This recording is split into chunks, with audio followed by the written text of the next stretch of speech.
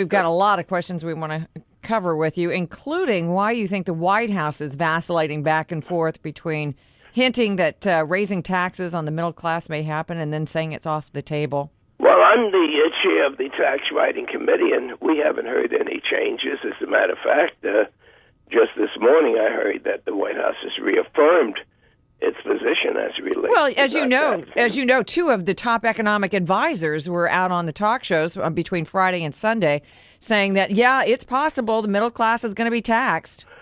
Well, I guess you could call that the White House, but I normally think of the president when it comes to statements as it relates to. Now, Congressman, are you parsing words with us, sir?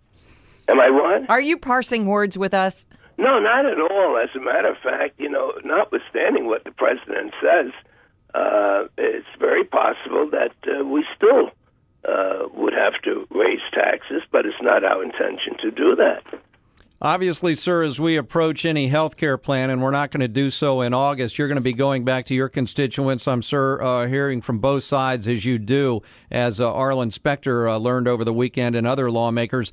One of the issues is obviously the insurance companies and making them more affordable for many Americans. Do you agree with House Speaker Nancy Pelosi, your leader's assessment that the insurance companies in this country are immoral villains?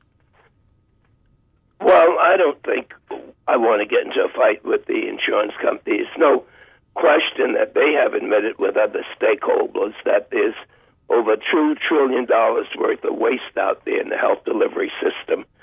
And the fact is that there's tens of billions of dollars in terms of profits that are made by the health insurance companies. Now, you have to appreciate that they don't provide care. They merely hire hospitals and doctors to do that.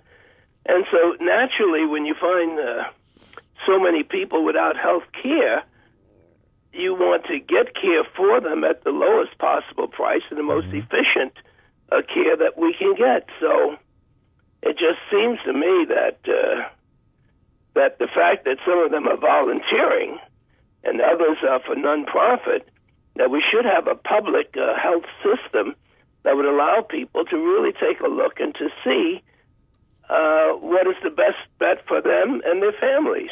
Well, let me ask a political question here. You've been in Congress since 1971. You've been reelected for almost 40 years now. So why don't you just go ahead and tell those blue dog Democrats that if they don't get in line with universal health care, you'll cut off their cash, their reelection money. The truth of the matter is, it seems as though they're getting more than their share of so-called re-election money. But the diversity of the Democratic Party is just totally unbelievable. And many of the seats that are held by the conservative Democrats until very, very recently were held by Republicans. And so they do bring a more conservative view to the Democratic Party, but that's what makes us Democrats. Congressman, I want to talk to you a little bit about the economic stimulus package. And a lot of the complaints among Americans is, where is this money? I know a lot of it has not been doled out yet in terms of the $787 billion. Where can Americans go to see where some of the success is taking place from the stimulus package? And that said, there has been writings about the fact that Upper Manhattan, your district, there's a lot of money that's gone up there and it is working. Well, I think that's true of New York State. Yeah, the answer to your question is in the governor's offices. We did not put nearly as much I'd hoped in infrastructure, which is a permanent investment in our cities and states. But if you recall, the president said that if the projects were shovel-ready, ready to go, ready to hire people, that they would have priority in being selected for the stimulus money. And from what I hear, no one challenges that the money is beginning to show increase in jobs throughout the country.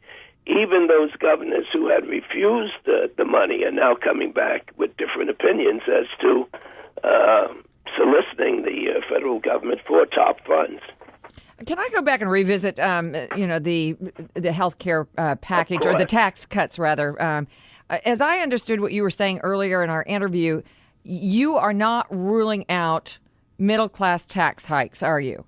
We are. There's no reason to believe that the Congress is going to supersede the thoughts of the president. If he says he's against taxes, hey, that's not only an idea, that's a veto. My only point was that the legislator decides these issues. The president proposes it, and I just want to make it clear that telling me what two people from the White House has suggested is not nearly as persuasive as the president suggesting it. Congressman Rangel, last story. Politico's John Bresnahan has a piece this morning about you joining the $1 Million Club with regard to the fact that your reelection campaign has now spent almost $1 million on lawyers since July 2008. We've all read the stories. It has to do with a villa in the Dominican Republic and other things that you're involved with. What is your reaction to that? Well, there is an organized political organization in Virginia that has spent over $1 million targeting me all over wherever I go in order to prepare stories for newspapers. I saw the stories and took this to the Ethics Committee, who are Republicans and Democrats, and told them to investigate it. In order to make certain that I shattered the myths of the allegations that they're making, I had to send investigators to the places that they've gone to refute their stories. It's really a shame none of the reporters on their own had done the investigation, but merely has taken the results of these highly paid, well, they inclined to be Republican, but they have gone after a couple of Democrats as well. Who is this? Just fed them these stories. And so it's a very expensive project, but I'm just lucky that I have enough supporters to assist me. And all right. By September, all of this should be over. All right, Congressman Charlie Rangel, we appreciate you, sir, being on America's Morning News. It's 27 minutes past the hour.